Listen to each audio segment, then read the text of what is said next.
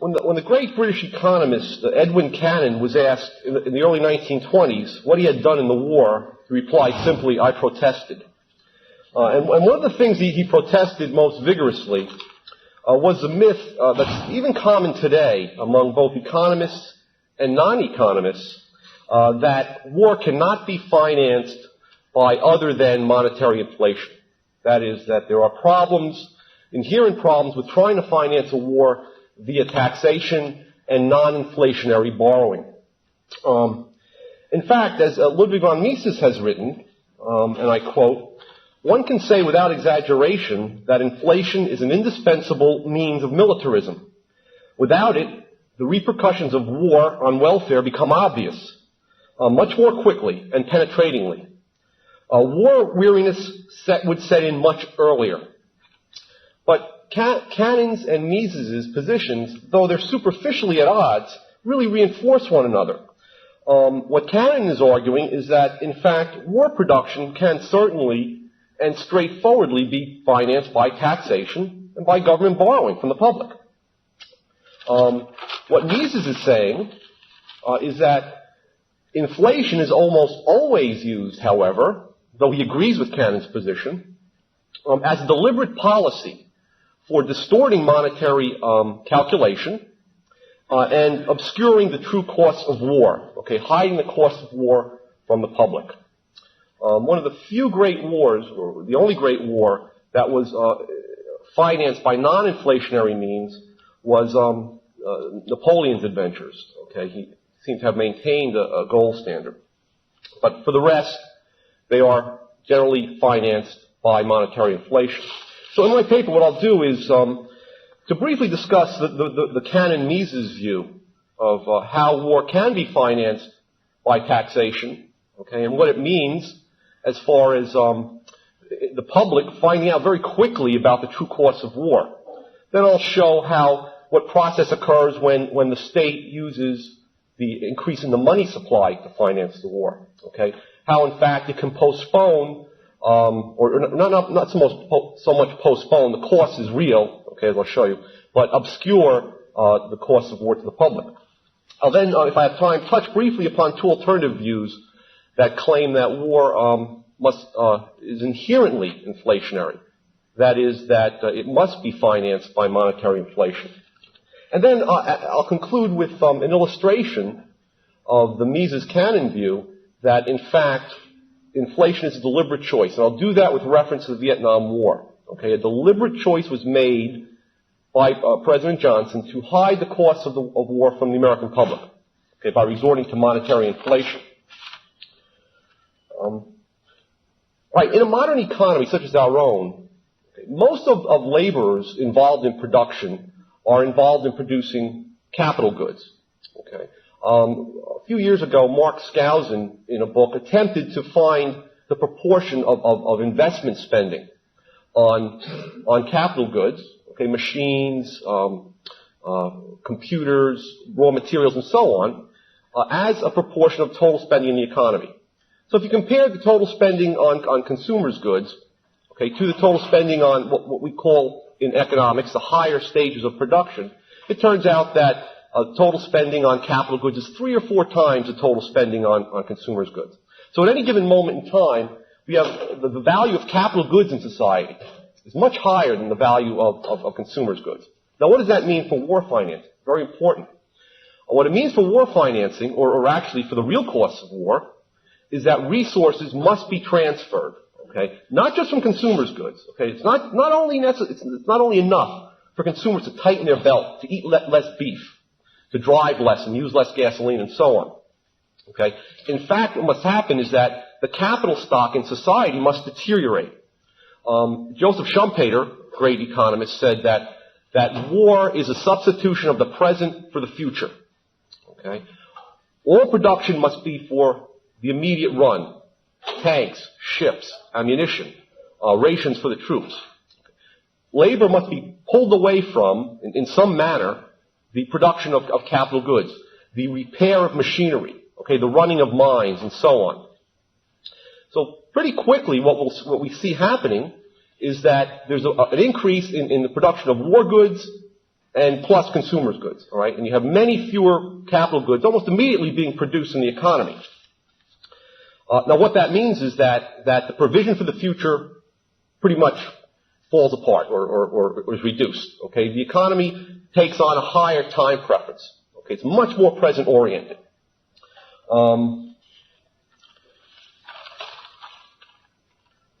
Now, how do we... Mises argues in his book on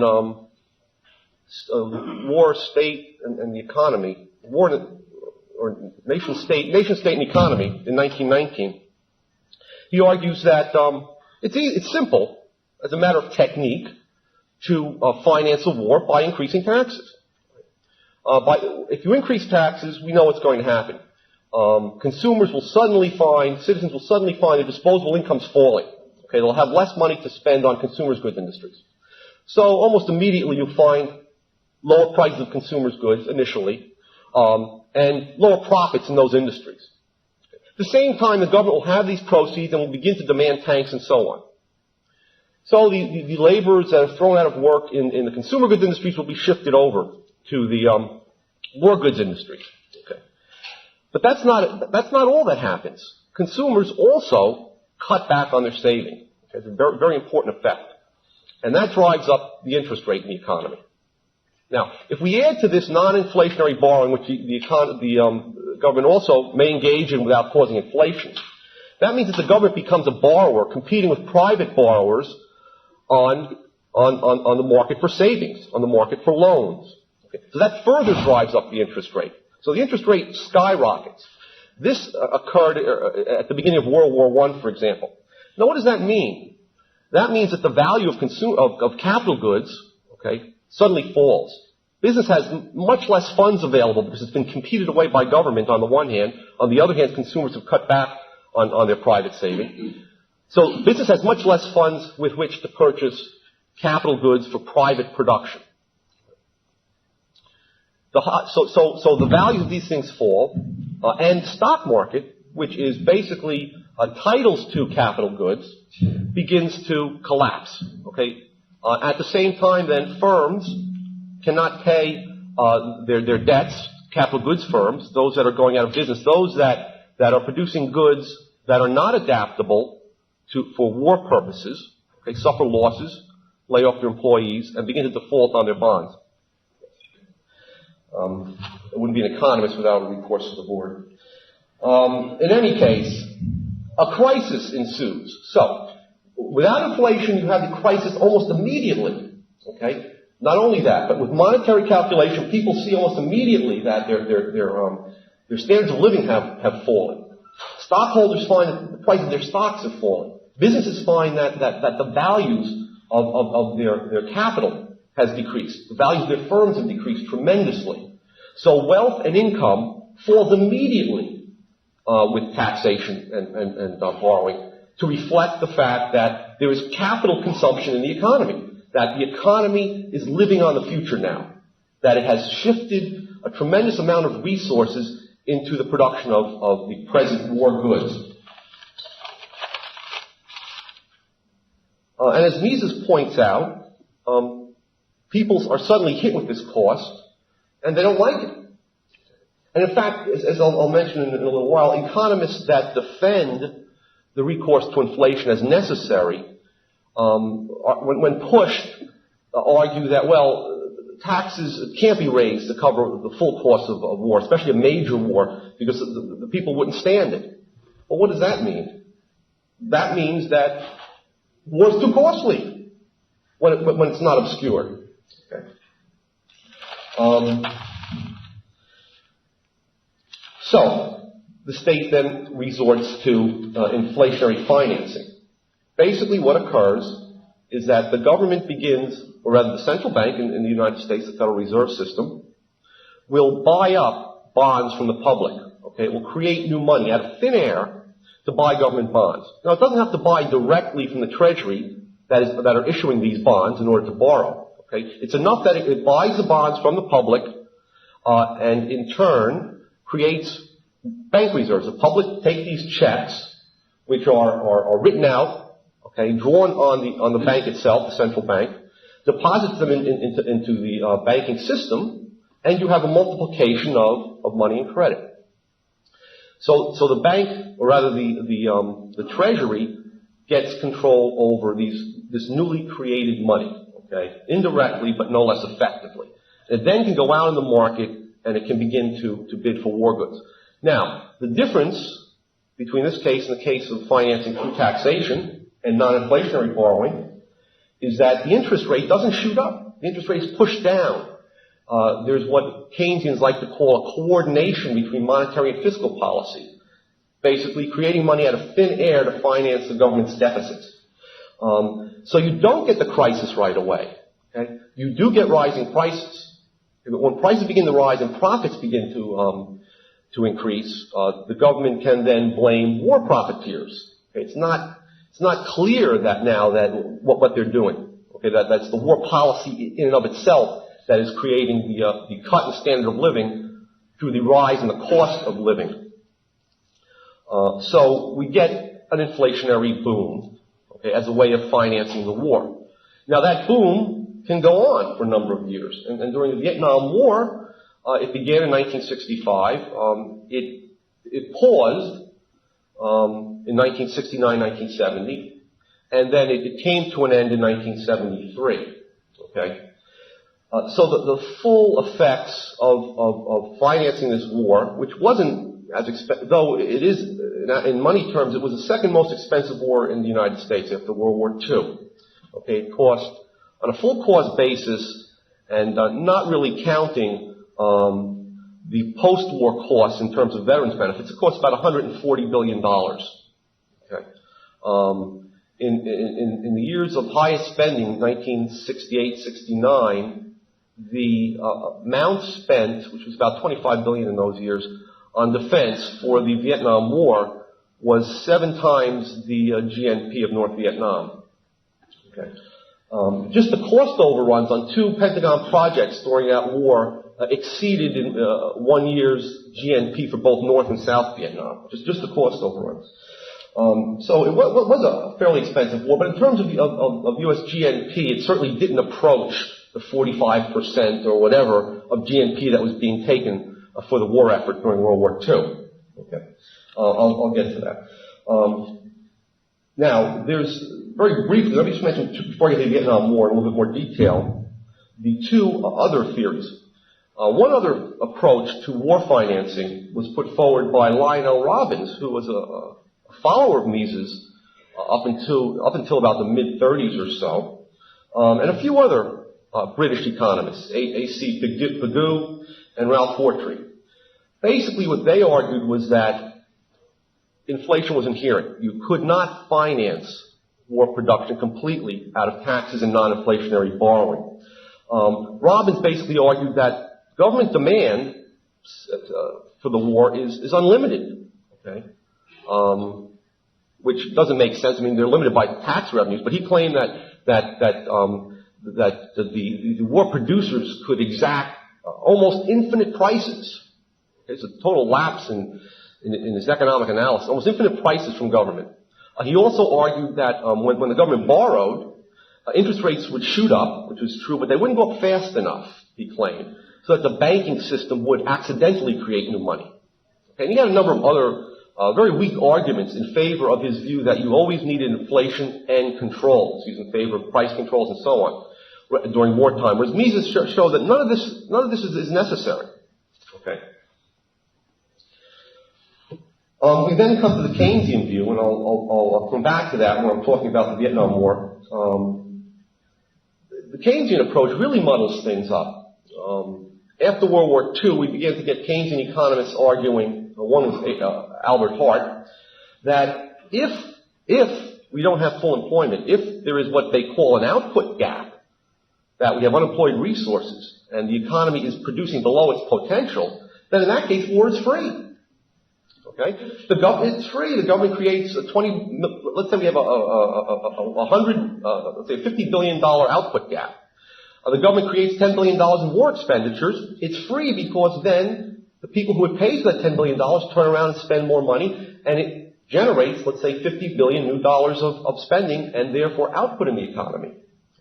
So war is free if there's no in fact, war spending is beneficial if we have an output gap or we're in a recession. But if we're at full employment, the Keynesians then argue, spending any type of spending, including war spending, is inherently inflationary. The government has to spend $100 billion new dollars, but yet the GNP is being purchased. All potential GNP is being purchased at non-inflationary prices. So basically what they argue is that you have too much spending in the economy, so that they take the focus off of this tremendous transfer of resources from capital goods to immediate production, and they focus on total spending. They say, well, it's just a matter of technique, okay? There's too much spending, but we can handle that. We can prevent inflation by raising taxes. Okay? So they break the link between taxes and spending. Increasing taxes is just one method by which we cool off an overheated economy. Okay? Or we can restrict the growth of the money supply and drive interest rates up, which will make business spend less, allowing the government to spend more without an inflation. Okay, I'll come back to that point. It's important to keep that crazy theory in mind. All right, let's look at the Vietnam War inflation. And my argument is that, in fact, it was involved a deliberate decision to inflate the money supply to hide the costs of the Vietnam War from the American public. Okay, we can date the beginning of the war, variously, but in February 1965, we had air attacks on North Vietnam. In April 1965, President Johnson made a secret decision to commit 300,000 troops to South Vietnam. During those months, during the following months, the Johnson administration deliberately downplayed the involvement in the war, okay, because it didn't want its Great Society programs to be held up in Congress. The Johnson administration was fearful that if it related the true cost of war to Congress, they would force increase in taxes and cutbacks in spending on domestic programs. Robert McNamara was right in the middle of this whole deception. He told Congress it would only cost, the whole war would cost $10 billion. I remember it wound up costing $140 billion. But by assuming that it would end arbitrarily on June 30th, 1967. Okay. So he underestimated, just in the first calendar year, costs outran the original estimates by $14 billion in 1966, and then in 1967 it outran by about $9 billion, the original estimate. Now let me mention the part played by the Keynesian new economists who came in to advise the Kennedy administration and then later served under Johnson. They included James Tobin, Walter Heller, Arthur Okun, Paul Samuelson, Gardner Ackley, a real rogues gallery of economic ignorance. They advocated, from 1961 to 1964, they advocated expansionary monetary and fiscal policy, basically deficit spending and inflation, because they believed there was an output gap, that the U.S. economy was running below potential. Okay. They counted as one of their greatest victories in 1962, when we had the buildup in defense in response to the Berlin crisis. They successfully convinced President Kennedy not to ask for higher taxes. Okay, so there was a small inflation there, or an impetus towards inflation there. Okay, and this was to be important for later on in financing the Vietnam War. As I mentioned, the budgetary costs of the war on a full cost basis was about $140 billion. It reached 3.2% of GNP in 1968 and 1969. So spending on Vietnam War was absorbing 2.2% of our gross national product.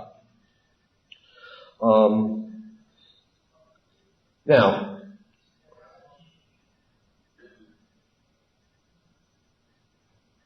if we look at the federal government outlays, okay, in 1965, they absorbed about 18% overall federal government outlays. By 1968, they absorbed about 21%, okay, 3.4% increase. Much of that was due to the increased spending on the Vietnam War, okay. Yet, there was not an increase in tax rates.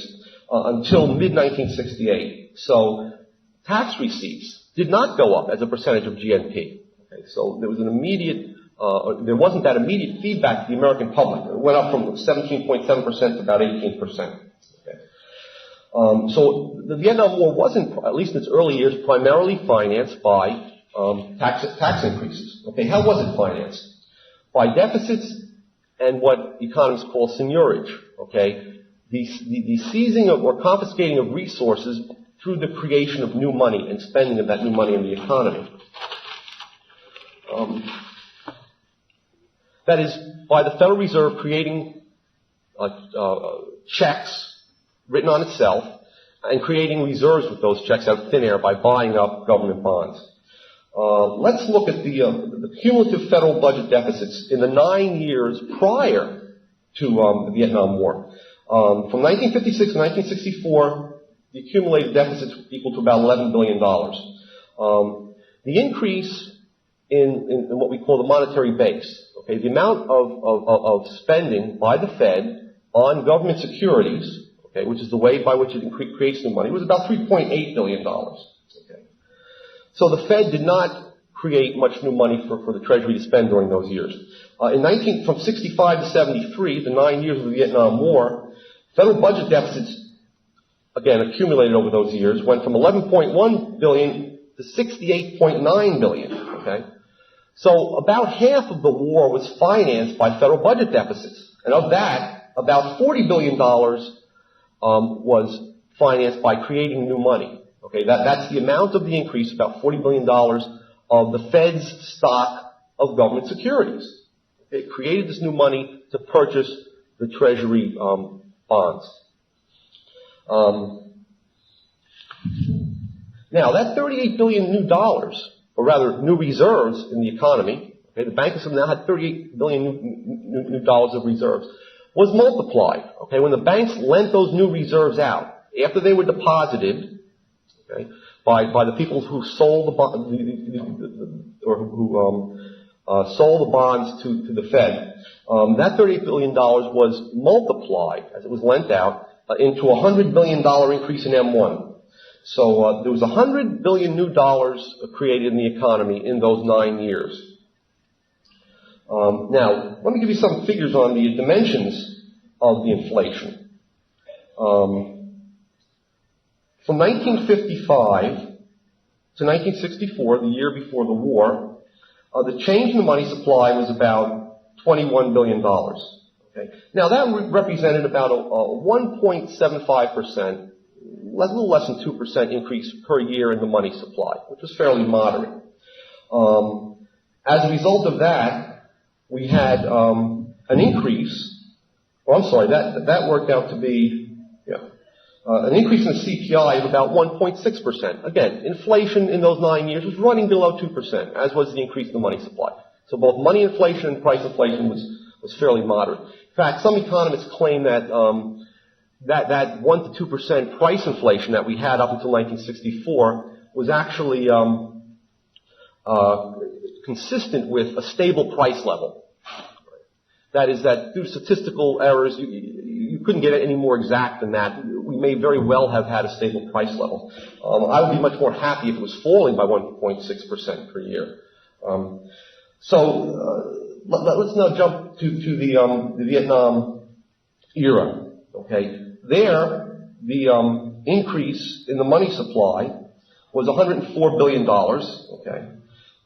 Which was about a 64% increase in the money supply over those years, and which represented 7% increase per year in the money supply.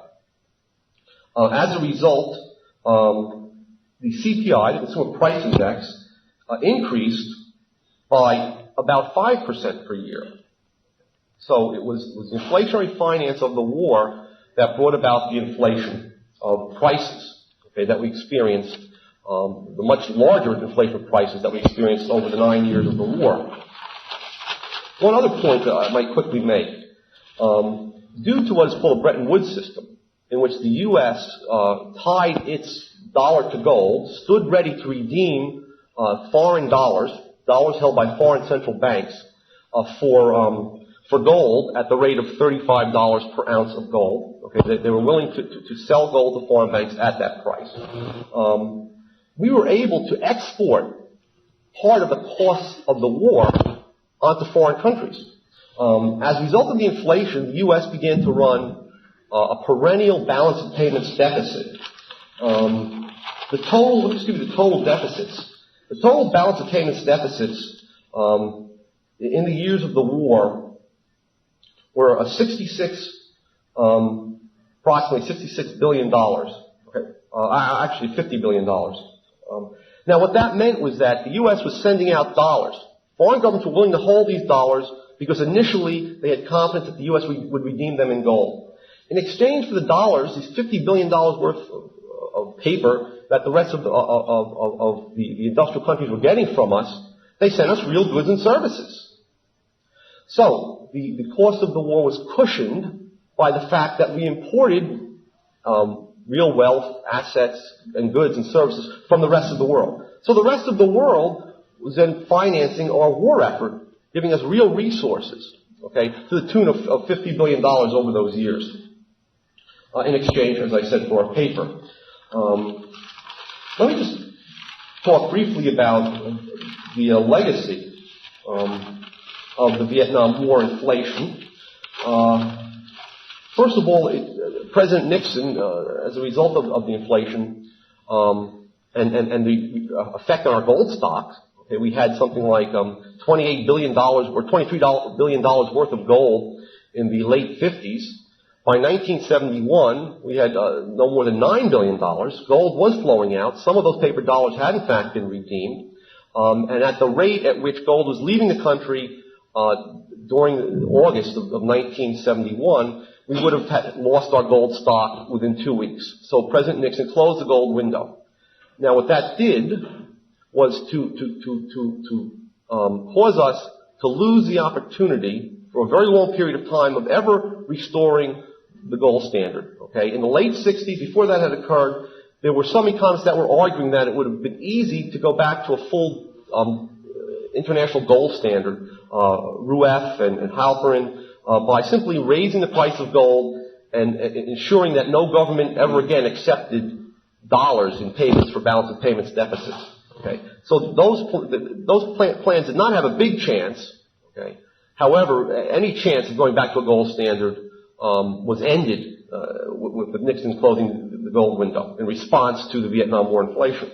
The inflation was brought to an end in 1973, yet we continued to have had inflationary expectations. People didn't expect or didn't believe that the government was truly going to end inflation.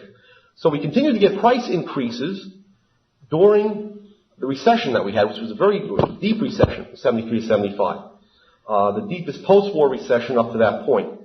So we were stuck then, one of the other legacies, with what we might call stagflation, inflationary recession. Okay. That's another legacy. In the late 60s, or up until the late 60s, Americans were not possessed of inflationary expectations. We were stuck with wage and price controls in 1971 that went on in various phases through early 1974. But were not all removed. Okay? In fact, they were left on oil and gas, which led to a restriction of production of oil and gas here in the United States and the propping up of the OPEC cartel.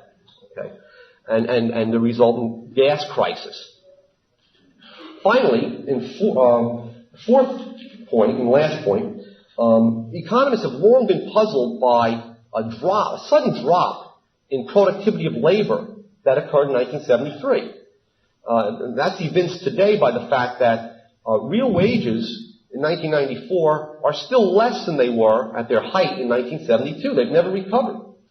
And economists are puzzled by this. There's no standard answer to it, but I suggest that, in fact, it was a result of the tremendous capital consumption that occurred during the Vietnam War, not just due to the war expenditures, but due to the inflationary distortions, okay, that caused distortion of monetary calculation. end to the wage and price controls that existed from 1971 to 1974 that distorted entrepreneurial decisions to invest in capital goods. Okay. I'll end there. Thank you.